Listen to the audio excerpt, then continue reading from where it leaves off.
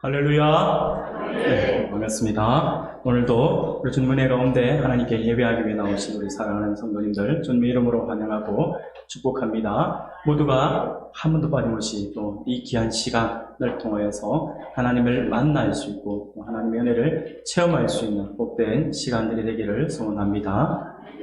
네, 우리가 베드로후서 말씀을 우리가 함께 계속해서 살펴보고 있죠. 오늘 베드로후서 마지막 부분을 우리가 함께 읽었습니다.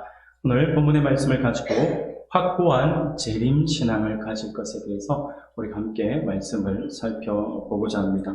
오늘 본문의 말씀은요, 베드로 사도가 앞서서 3장 1절에서부터 7절까지의 말씀을 통해서 주님의 재림에 대해서 거짓 교사들이 좀 회의주의적인 반응을 보인 그 부분들에 대해서 먼저 비판을 했습니다. 그리고 난 뒤 오늘 본문의 말씀을 통하여서 주님의 재림의 신속함과 그 위험을 밝힙니다. 그러면서 성도들에게 확고한 재림 신앙을 가지도록 권면하면서 전체적으로 베드로후서의 주제라고 할 수 있는 우리 주님의 재림과 그리고 거짓 교사 문제에 대해서 다루면서 이 결론적인 권면을 하고 있는 말씀이 바로 오늘 우리가 읽은 본문의 말씀이라고 할 수가 있습니다.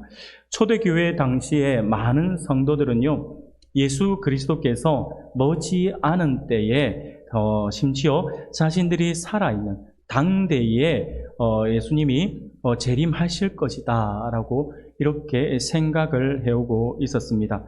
그도 그럴 것이 아마도 우리 예수님께서 마태복음 24장 34절에 보니 전에 예수님께서 이렇게 말씀을 하셨거든요. 초대교회 성도들의 입장에서는요, 내가 진실로 너희에게 말하노니 이 세대가 지나가기 전에 이 일이 다 일어나리라 라고 말씀을 하셨죠. 이 주님께서 하신 이 말씀을 제자들을 비롯해서 성도들이 기억을 했던 것이고요. 그리고 사도행전 1장 8절 말씀에 보면 오직 성령이 너희에게 임하시면 너희가 권능을 받고 예루살렘과 온 유대와 사마리아와 땅끝까지 이르러 내 증인이 되리라 라고 하셨던 이 말씀, 이런 말씀에 대해서 당시에 성도들이 생각을 했다라고 하는 것이죠.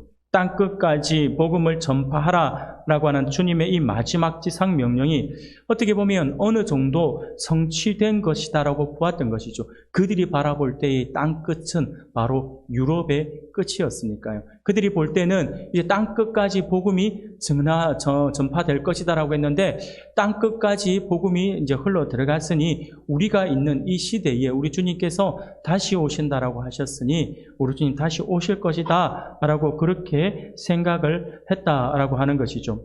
뿐만 아니라 당시에 상황적으로도 볼 때도 되어진 일들이 그들이 우리 주님 오실 때가 머지않았다라고 하는 생각들을 할 수 있을 만큼 그리스도 교회에 대한 로마 제국의 대대적인 박해가 일어나기 시작했고요.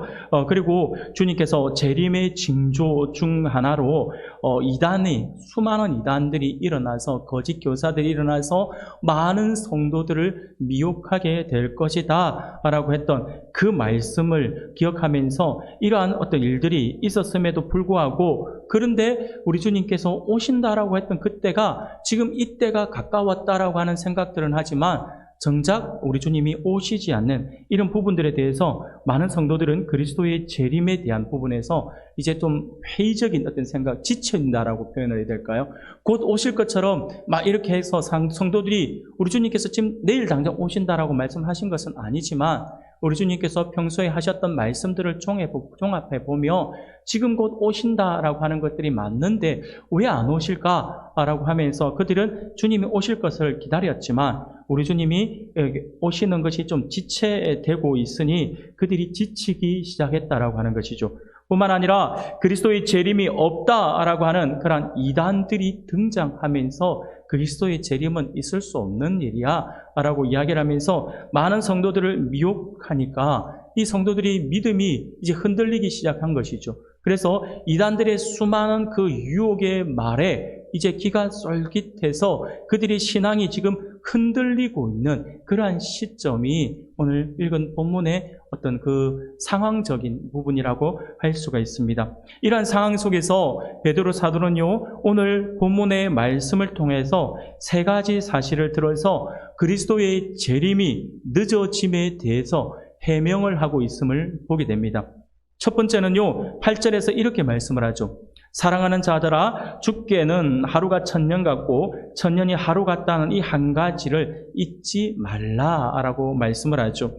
이 말씀을 통하여서 베드로가 하고 싶은 이야기가 무엇이냐면요, 우리 주님의 그 재림이 늦어지고 더디어지는 부분들에 대해서 근본적으로 하나님은 인간의 시간 개념을 초월해 계시는 분이시다라고 하는 것이죠. 쉽게 말씀을 드리면 시간이라고 하는 것을 만드신 분이 우리 하나님이시라고 하는 것이죠. 그렇기 때문에 시간이라고 하는 제약을 하나님이 받으시지 않는다라고 하는 것입니다. 그래서 시간이라고 하는 것은 하나님이 만들어 둔 개념이기 때문에 하나님께서 그 시간에 속박되는 것이 아니라 시간 밖에서 시간을 움직이시는 분이시다라고 하는 것이죠. 그래서 근본적으로 하나님은 인간의 시간 개념을 초월해 계시는 분이시기 때문에 인간의 시간 개념을 가지고 그리스도의 재림이 지체된다라고 생각을 해서는 안 된다라고 하는 것이죠. 그래서 우리 주님이 이제 곧 오신다라고 할 때 이때의 그러한 말씀들이 지금 우리가 생각할 때는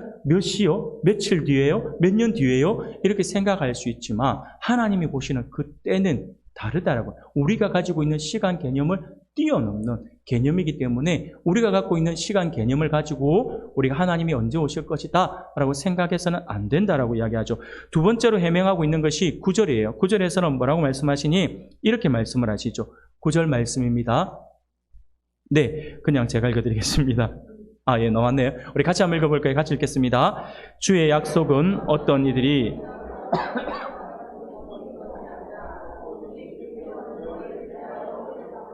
아무도 멸망하지 아니하고 다 회개하기에 이르기를 원하시느니라. 아멘. 우리 하나님께서 이것을 원하신다라고 하는 것을 지금 강조하고 있습니다. 우리 주님의 재림이 현재 당장 이루어지지 않고 있는 것은 아직 하나님께서 택하신 자들이 다 회개하고 구원 얻지 못했다라고 하는 것이죠.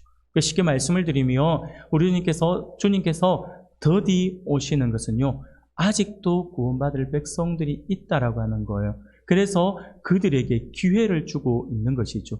하나님을 알지 못하는 수많은 사람들, 하나님의 마음은요, 처음부터 모든 사람이 하나님을 알고 구원에 이르기를 원하시는 분이 우리 하나님이시죠. 그렇기 때문에 하나님께서 지금 곧 오신다라고 하셨던 이 재림의 시기가 더뎌지고 있는 것은 다름이 아니라 사랑이 풍성하신 우리 하나님께서 지금 기다려주고 계시는 것이다 라고 그렇게 우리가 생각을 해야 한다라고 하는 것이죠.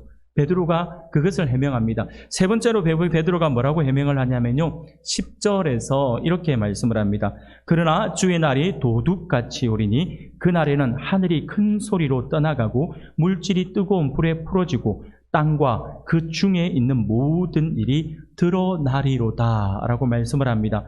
사랑하는 여러분, 이 말씀을 통해서 베드로가 지금 하고 싶은 이야기가 무엇이냐니까 주의 재림의 날은 도둑같이 임할 것이다 라고 하는 거예요. 언제 어떻게 오실지 모른다라고 하는 것이죠. 그래서 우리는 항상 깨어서 준비를 해야 한다라고 하는 것을 이야기하고 있는 것입니다. 미리 예고해서 제가 전에도 한번 말씀을 드렸죠. 우리 주님께서 한 달 뒤에 다시 오신다라고 우리에게 약속하셨다면 세상은 어떻게 될까요? 신앙생활 평소에 제대로 하지 않고 주일이면 한번 와서 예배드리고 돌아가는 사람들이 아마 그때 한 달 뒤에 우리 주님 오신다면 내 신앙을 다시 돌아보면서 아마 몰라도 일주일에 한 3일씩은 금식을 할 것이고 한 달이니까 뭐 하면서 한 달 동안 교회 오셔가지고 아마 철회하실걸요. 그렇게 한다라고 하는 것이죠. 그럼 난리가 날 거예요. 올 스톱이 되겠죠. 여러분, 이거 그냥 웃고 넘어갈 일이 아니에요. 실제로 1992년 다미성 교회에서 10월 28일 날 우리 주님 재림하실 것이다라고 하는 시한부 종말론을 외쳤잖아요. 그래서 우리 대한민국이 크게 떠들썩했잖아요. 그때 어떤 현상이 벌어졌는지 아마 기억하시는 분들 계실 거예요. 우리 주님 10월 28일 오신다라고 하니까 가을쯤 되고 여름쯤 지나가고 나서 어떤 현상이 벌어졌냐 하니까 우리 학생들이 학교 가기를 거부했어요. 학교도 안 가고요. 자기네들이 가지고 있는 저금통 다 뜯어가지고 그 저금통 들고 인쇄소 가가 전도지를 다 자기네들이 제작해서 온 지하철, 버스, 길거리에 다니면서 학교도 안 가고 전도지 돌리고 있었다니까요. 그렇게 내가 전도하다가 우리 주님 오시면 천국 갈 거라 생각을 했던지 사람들이 올 스톱하면서 모든 학생들은 학교도 안 가고 많은 사람들이 직장 생활도 등한시하고 안 했어요. 왜? 우리 주님 오시면 뭐 이건 무슨 소용이 있냐라고 하는 거죠. 나 천국 가면 되는데 이렇게 생각했다라고 하는 거예요. 그러니까 엄청난 이 시한부 종말론이 가져다 주는 그런 엄청난 어떤 그 병폐들을 우리가 몸소 경험을 했지 않습니까? 그래서 우리 주님께서 말씀을 하시는 거예요. 이것을 다 아시고 계시는 것이죠. 그래서 그때를 알지 못한다라고 이야기했고 베드로 사도는요 그때가 도둑같이 임할 것이다 라고 말씀을 하고 있는 것이죠. 그리고 우리 주님의 재림의 날에 일어날 현상에 대해서 이렇게 말씀을 하죠. 하늘이 큰 소리로 떠나갈 것이고 물질이 뜨거운 불에 풀어질 것이며 땅과 그 중에 있는 모든 일이 드러날 것이다 라고 이렇게 설명을 하면서 베드로가 재림이 더디다 아니면 재림이 없다 라고 하는 사람들에게 지금 일종의 경고의 메시지를 주고 있는 것입니다. 하늘이 큰 소리로 떠나갈 것이다 라고 하는 것은요 쉽게 말씀을 드리면 없어질 것이다 라고 하는 표현이에요. 이것은요, 온 우주적인 대격변 현상, 그런 현상들이 일어날 것이다 라고 하는 것이고요. 물질이 뜨거운 불에 풀어질 것이다 라고 했죠. 물질이 뜨거운 불에 풀어질 것이다 라고 하는 것은 무슨 말이냐면 세상을 구성하는 모든 물질이 불에 의해서, 불에 타면서 해체될 것이다. 쉽게 말씀을 드리면 우리 주님께서 다시는 물로 심판하지 않으시겠다라고 하시면서 노아 홍수 이후에 물로 심판하지 않으실 것에 대해 약속을 하셨죠. 그래서 이제는 마지막 심판은요, 물 심판이 아니라 불 심판이라고 하는 것을 베드로 사도가 강조하고 있는 거예요. 모든 것이 불에 타 없어질 것이다 라고 이야기를 하고 있는 것이 얼마나 뜨거우면 이 땅을 이루고 있는 모든 물질이 다 불에 타서 해체될 것이다 라고 할까요? 얼마나 뜨거울까요? 사랑하는 여러분. 그리고 땅과 그 중에 있는 모든 일이 드러날 것이다 라고 말씀을 했잖아요. 재림 이후에 있을 최후의 심판 때에 있을 일을 이야기합니다. 모든 것이 숨김없이 드러나게 된다라고 하는 거예요. 사랑하는 여러분. 이 말씀은요, 굉장히 우리들에게 무서운 말씀이에요. 이게 제가 다른 각도로 말씀을 드릴게요. 왜 이 말씀이 무서운 말이냐면 세상은요, 저는 그렇게 보고 있어요. 세상은요, 두 종류의 사람으로 저는 나눈다라고 봐요. 어떤 사람이냐면 드러난 죄를 가지고 있는 사람, 그리고 다른 한 부분은요, 드러나지 않은 죄를 가지고 있는 사람이라고 저는 나누고 싶어요. 예, 그래서 지금 우리는요, 모두가 다 인정할 거예요. 감옥에 있는 사람들은요, 드러난 죄를 지어서 그들이 도덕의 법에 의해서 잡혀간 사람이지만 우리는요, 솔직히 저를 비롯한 여러분들 가운데 이 죄에 대해서 자유한 사람이 과연 있을까요? 우리는요, 드러나지 않은 죄 때문에 아직은 정죄를 받지 않고 있는 것 뿐이죠. 다 숨기고 있을 뿐이에요. 아닌 척하고 있을 뿐이고 거룩한 척하고 있을 뿐이고 우리 모두가 다 그렇다라고 하는 거예요.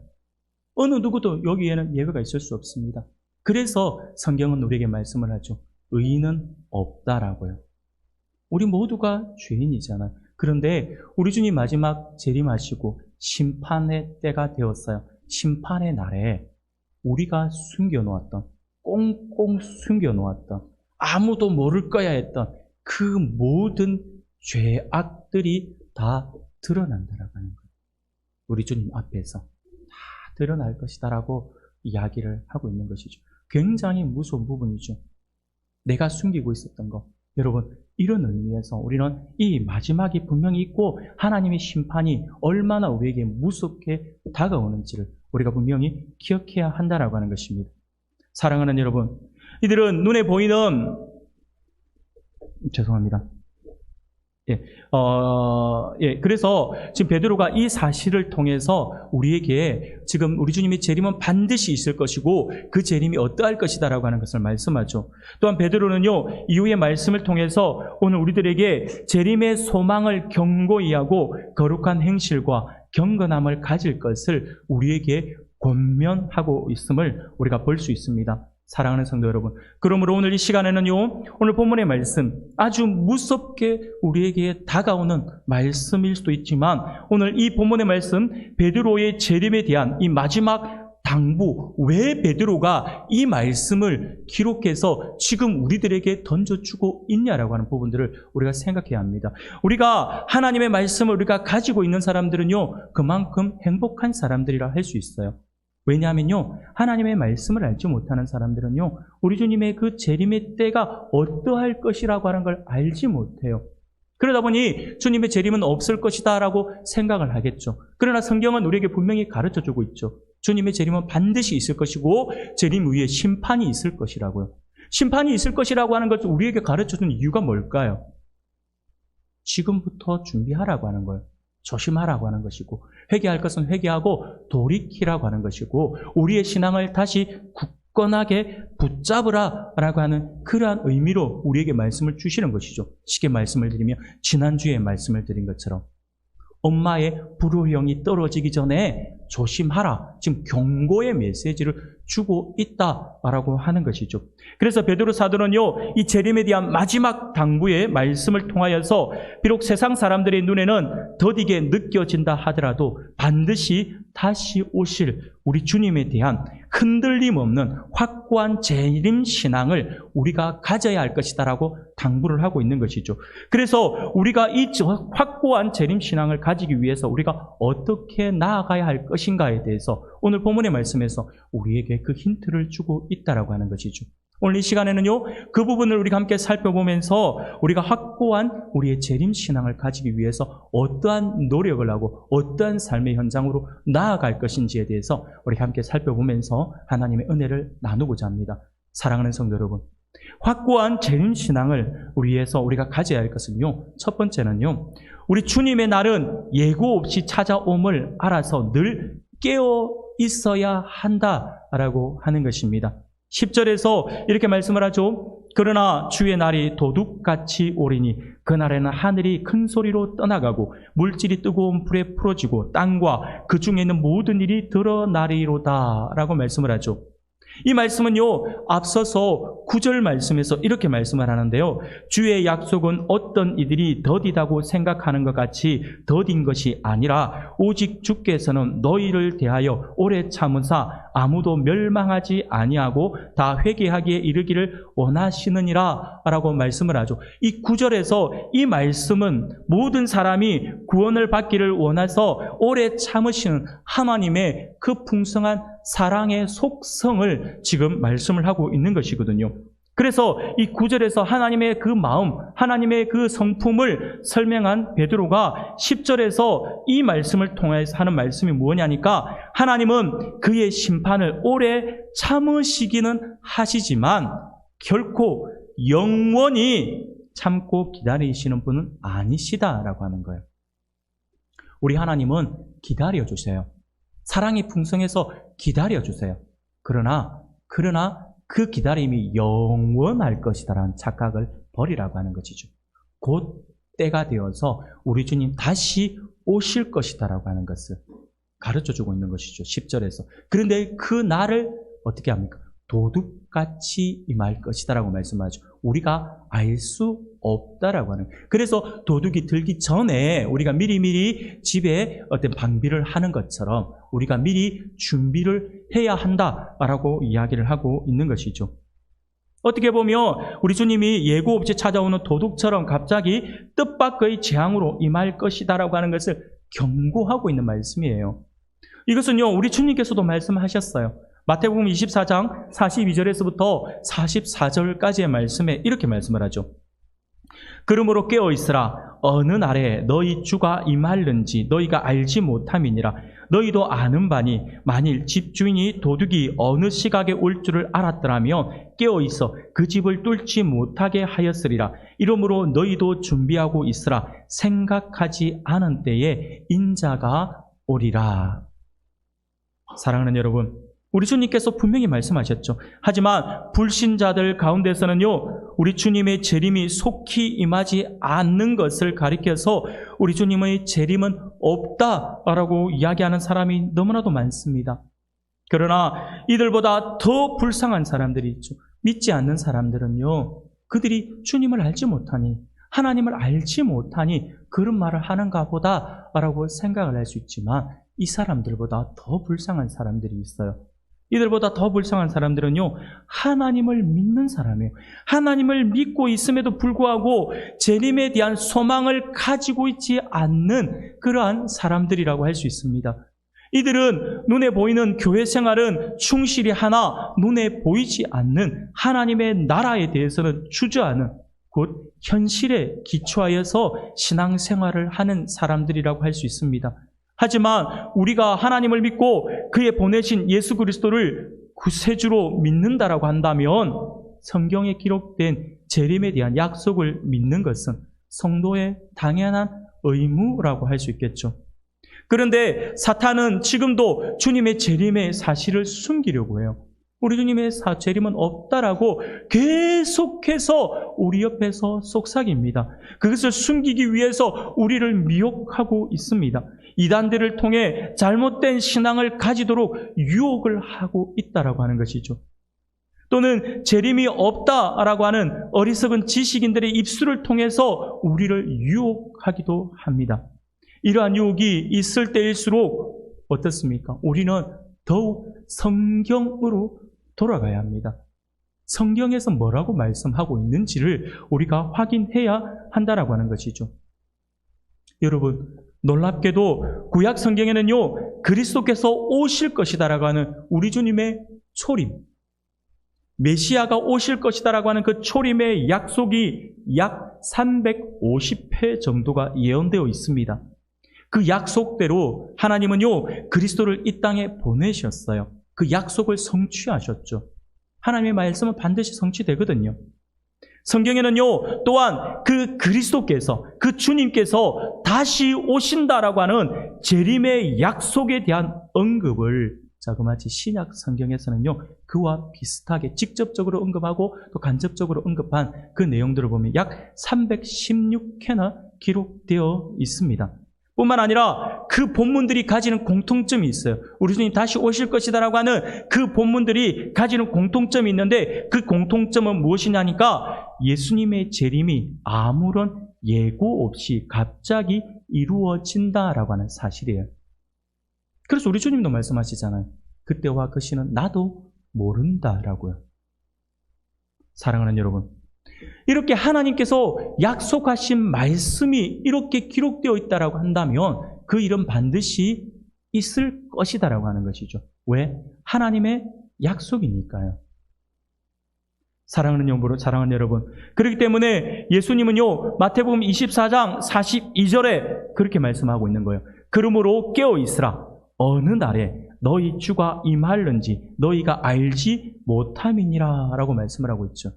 바로 깨어 있음이 너무나도 중요합니다. 지금은요, 마지막 때를 살아가고 있습니다라고 우리가 자주자주 이야기하지만 이 마지막 때를 살아간 우리들이 정말 갖추어야 하는 것은 영적으로 깨어 있는 거예요.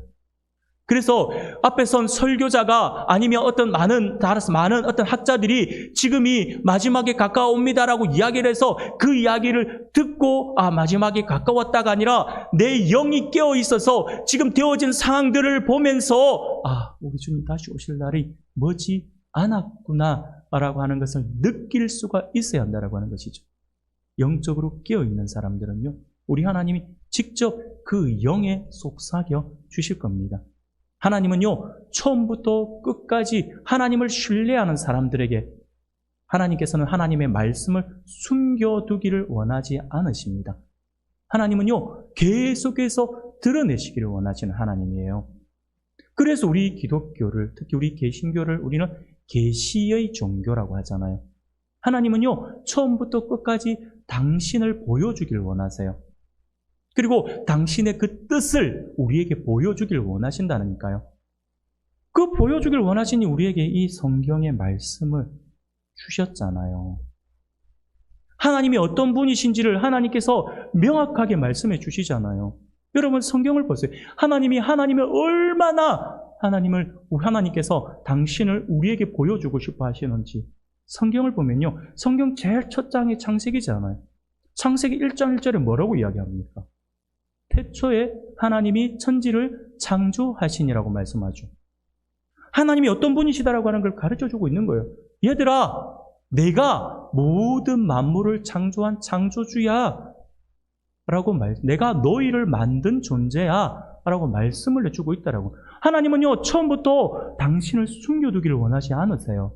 계속해서 보여주기를 원하세요. 결국 무엇입니까? 하나님께서 재림에 대한 부분도 숨겨두기를 원하시지 않는다라고 하는 것이죠. 계속 보여주시기를 원하시고 들려주시기를 원하세요. 그러나 그때와 그 시는 숨겨두셨어요. 왜냐하면 그것을 알아서 신앙을 다 잡겠다라고 하는 모습보다는 그것을 때문에 세상이 혼란스러워질 수 있기 때문에 우리 주님께서 그것을 아시고 숨겨두신 것이죠. 그러나 그 시기, 그때에 가까이 오면 우리가 영적으로 깨어있는 사람들은 알 수가 있다라고 하는 것이에요. 그 사실을 우리가 기억해야 합니다. 그래서 우리 주님께서 수없이 우리에게 깨어 있으라라고 말씀을 하고 있는 것이고요. 사랑하는 여러분, 네덜란드 개혁주의 신학자 가운데 아브라함 카이퍼라고 하는 아주 위대한 학자가 있습니다. 정치인이면서 또 위대한 학자인데, 이 아브라함 카이퍼가 종말의 시기를 살고 있는 우리의 삶의 자세를 이야기하면서 우리가 이 마지막 때에 우리가 어떻게 살아야 할 것인가, 우리 주님은 깨어있으라 라고 말씀을 했는데, 아브라함 카이퍼는 뭐라고 이야기했냐면, 여러분들 너무나도 잘 아는 단어예요. 코람데오였어요. 마지막 시대를 살아가고 있는 하나님의 백성들은 코람데오의 정신으로 살아가야 한다라고 외쳤습니다. 여러분, 코람데오가 어떤 의미인지 아시죠? 하나님 앞에서. 사랑하는 여러분, 마지막 때를 살아가는 우리 하나님의 백성들은요, 항상 어디에 있든지 하나님 앞에서라고 하는 그 신앙 의식을 가지고 살아야 한다라고 하는 것이죠. 굉장히 중요합니다. 여러분, 이것은요, 우리가 어떤 상황 속에서도 내가 하나님 앞에서라고 하는 신앙을 가지고 있으면요, 우리는 깨어있는 자가 될 수 있어요.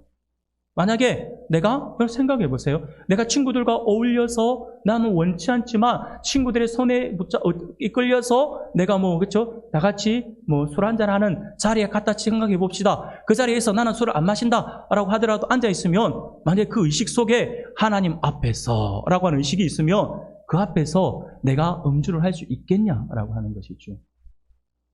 예전에 제가 청년들을 가르치면서 청년들이 그런 문화에 너무 많이 젖어 있기 때문에 하나님 앞에서라고 하는 부분들에 대해서 이야기를 하다가, 아니, 하나님 앞에서까지 생각해 보지 말자라고 하면서 그런 이야기를 했어요. 만약에 너희들이 친구들 따라가서 술을 마시는 자리에 갔는데 한 잔 정도 괜찮겠지 하면서 술을 마시려고 딱 들고 마시려고 하는데 창문 밖에서 우연히 지나가는 목사님과 눈이 마주쳤다. 한번 생각해 보자. 그럼에도 불구하고 목사님 내 못 알아봤을 거야 하면서 벌컥벌컥 마시겠느냐, 아니면 슬그머니 내려놓겠느냐, 나하고 눈이 딱 마주친 거예요.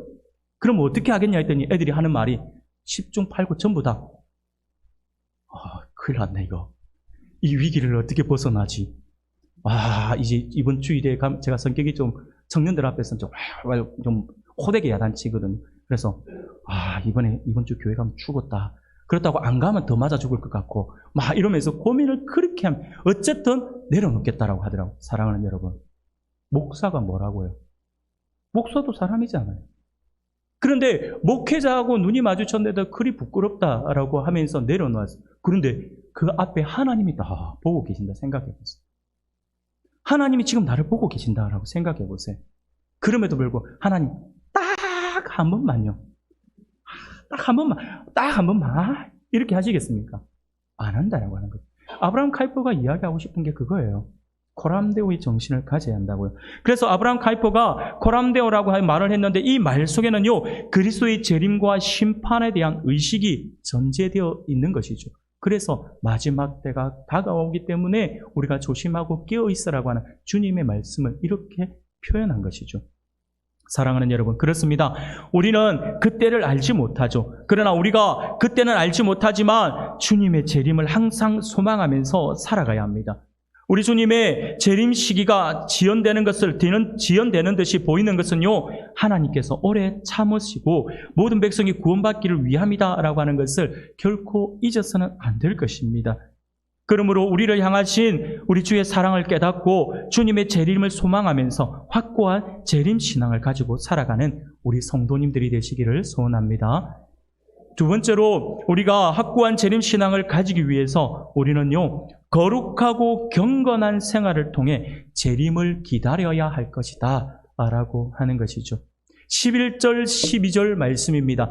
우리가 이 말씀은 우리가 같이 한번 읽어볼까요? 같이 읽겠습니다. 시작.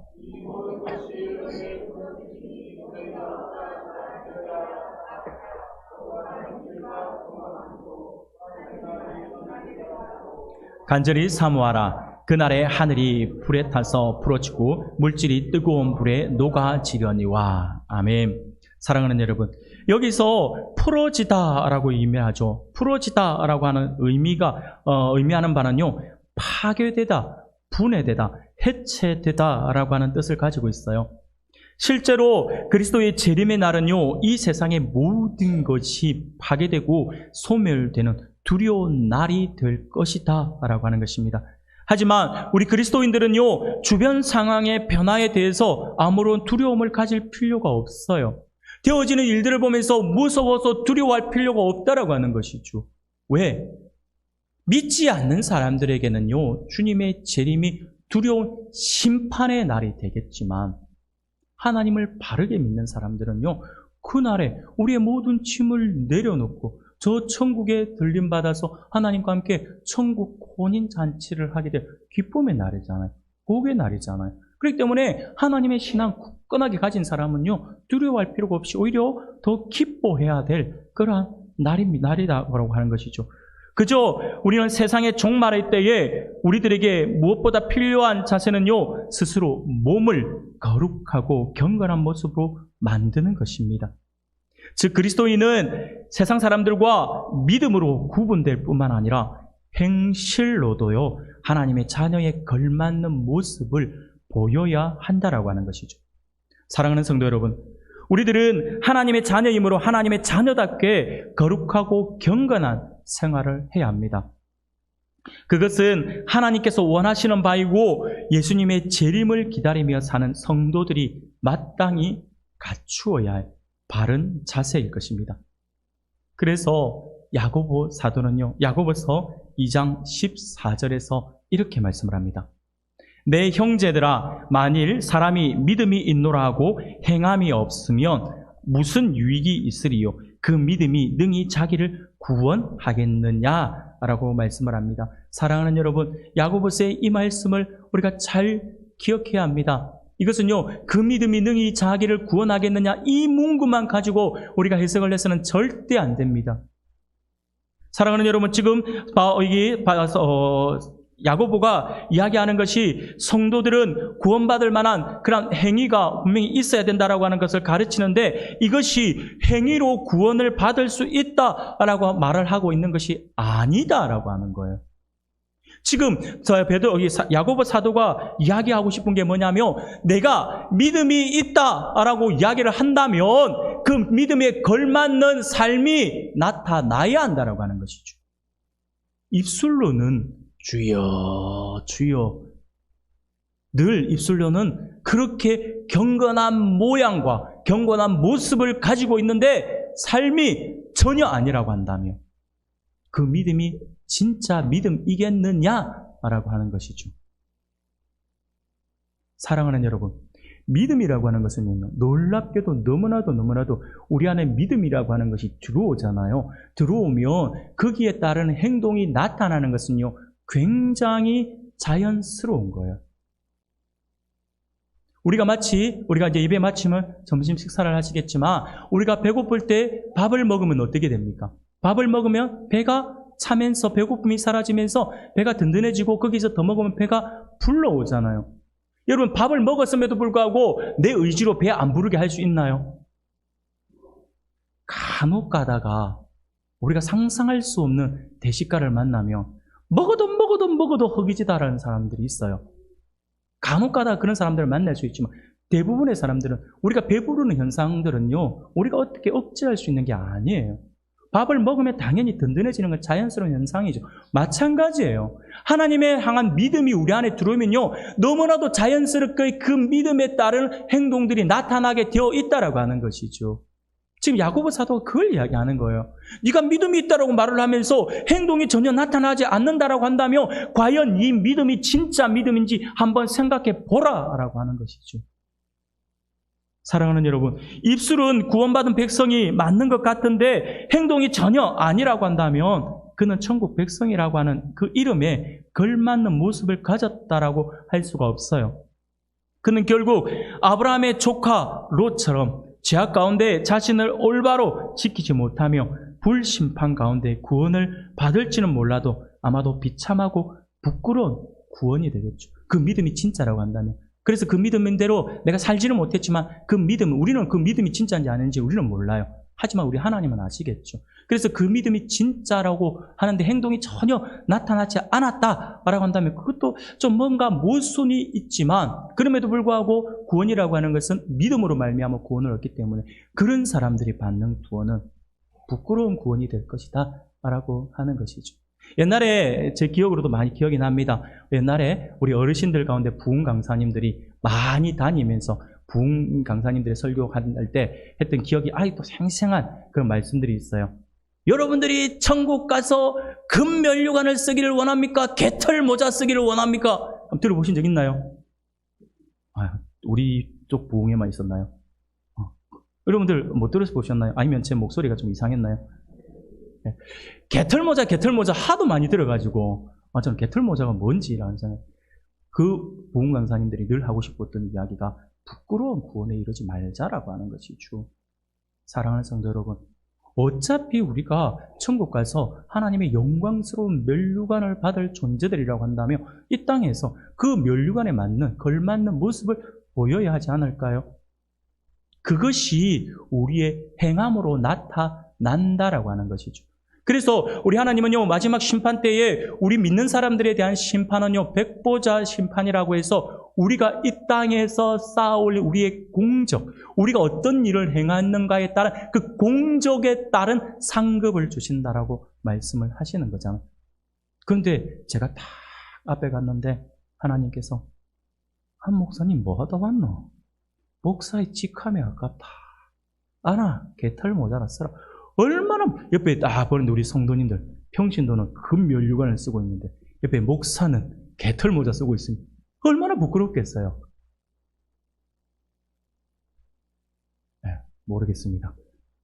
문득 갑자기 말씀을 나누면서도 진짜 그리 되면 어떡하지 싶어서 순간 멈추게 되는데, 사랑하는 여러분, 지금 야고보 사도가 이야기하고 있는 것은 우리의 구원은 있을 것인데, 믿음에 대한 우리의 구원은 있을 것인데 부끄러운 구원에 이르지는 말자라고 하는 것이죠. 앞에서도 우리가 잠시 살펴본 것처럼 예수 그리스도께서 재림하시는 날은 어느 누구도 알 수 없어요. 그날은 예고 없이 찾아오는 도둑처럼 찾아오기 때문에 우리는 항상 준비를 해야 합니다. 성도들은요, 항상 예수님의 재림에 대비하는 삶을 살아야 합니다. 그날과 그때를 알 수 없기 때문에 우리는 하루하루를 거룩하고 경건한 모습으로 살아야 한다라고 하는 것이죠. 그래서 베드로 사도는요, 베드로전서 1장 15절에서 이렇게 말씀을 해요. 오직 너희를 부르신 거룩한 이처럼 너희도 모든 행실에 거룩한 자가 되라라고 말씀을 합니다. 이 말씀처럼 확고한 재림 신앙을 가지고 거룩하고 경건한 모습으로 그리스도의 재림을 준비하는 그러한 삶을 살아가는 우리 귀한 성도님들이 되시기를 소원합니다. 마지막으로 하나만 더 말씀을 드릴까요? 확고한 재림 신앙을 위하여서 세 번째는요, 하나님 앞에서 순전한 성전으로 서의 삶을 살아야 한다라고 하는 것입니다. 14절 말씀에 이렇게 말씀을 하죠. 그러므로 사랑하는 자들아 너희가 이것을 바라보나니 주 앞에서 점도 없고 흠도 없이 평강 가운데서 나타나기를 힘쓰라 라고 말씀을 합니다. 여러분, 여기서 점도 없고 흠도 없이라고 하는 말은요, 구약시대 성전 제사에 바치는 제물에 빗대어서 표현하고 있는 말씀입니다. 구약시대 당시 하나님께 드릴 희생 제물들은 하나님이 보시기에 흠이 없고 순전한 것이어야 했거든요.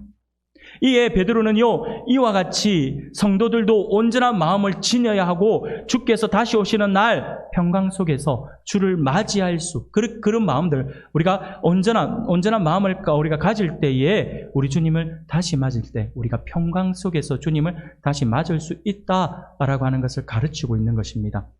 하나님 앞에서 순전한 모습은 구약과 신약 모든 시대를 통하여서 하나님께서 항상 하나님의 백성들이 성도들에게 요구하시는 바입니다.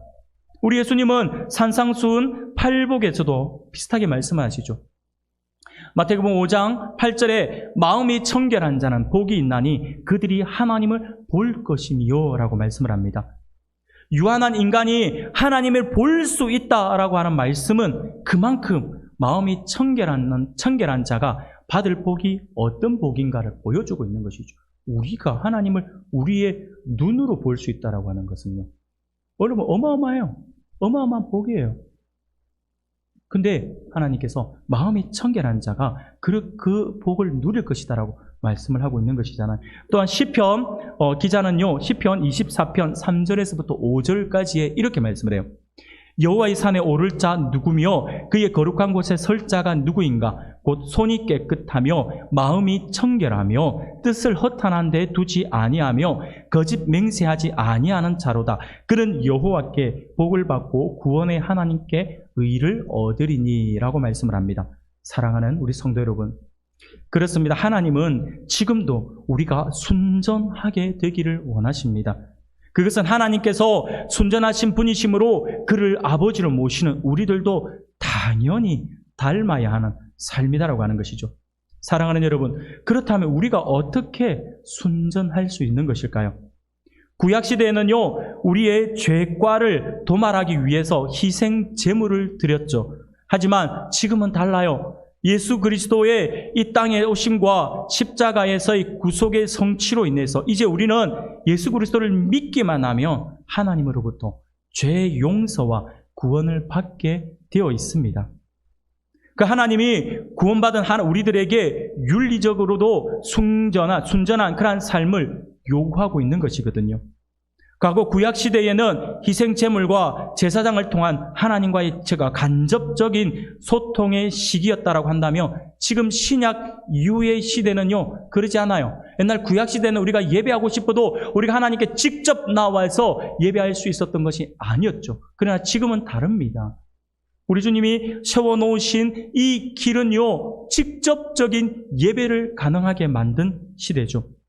신약 이후의 시대는요, 예수 그리스도로 말미암아 하나님과 우리 사이에 막힌 담이 모두 헐어진 것이죠. 그 징조로 우리 주님 돌아가시는 그날 성소와 지성소를 가르고 있던 휘장이 위에서부터 아래로 찢어진 그것으로 보여주신 것이죠.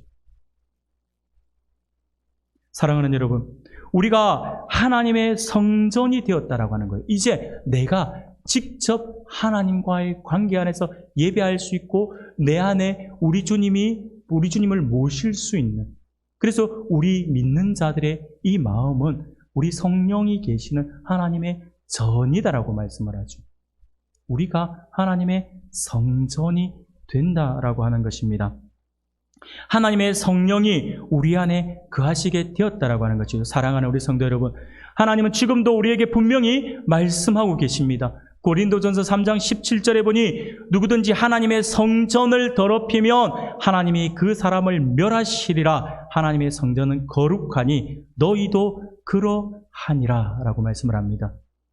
그렇습니다, 여러분. 우리는 하나님 앞에서 거룩한 성전으로 부름을 받았습니다. 하나님의 거룩하심을 따라 우리도 거룩해야 할 의무가 있는 것이죠. 그러므로 하나님의 백성들인 우리 성도들은요, 항상 하나님 앞에서 순전하기를 힘쓰는 성전으로서의 삶을 살아 다시 오실 주님을 준비할 수 있어야 할 것입니다. 사랑하는 성도 여러분, 오늘 아침에 하나님께서 우리에게 주시는 말씀을 기억할 수 있기를 바랍니다. 우리 주님은 분명 다시 오실 것입니다. 그것을 분명 약속하셨습니다. 세상의 수많은 거짓 교사들과 이단들은 주님의 재림을 부정합니다. 지금까지 오지 않은 것으로 볼 때 재림은 거짓이다라고 이야기를 하기도 하죠. 또는요, 수많은 이단들의 교주들을 보며 자신이 이미 재림한 예수다라고 이야기하는, 참담한 이야기를 하는 그러한 이들도 얼마나 많은지 몰라요. 사랑하는 여러분, 이러한 어리석은 속삭임에 미혹되어서는 안 됩니다. 우리 주님은요, 분명 다시 오실 것을 약속하셨습니다. 이 약속을 우리가 굳게 붙들고 확고한 재림 신앙으로 무장하여서 이 마지막 시대에 하나님께 더욱 귀하게 쓰임받아 주님 다시 오시는 그때에 잘했다 칭찬받는 우리 모든 성도님들이 되시기를 주님의 이름으로 축원합니다.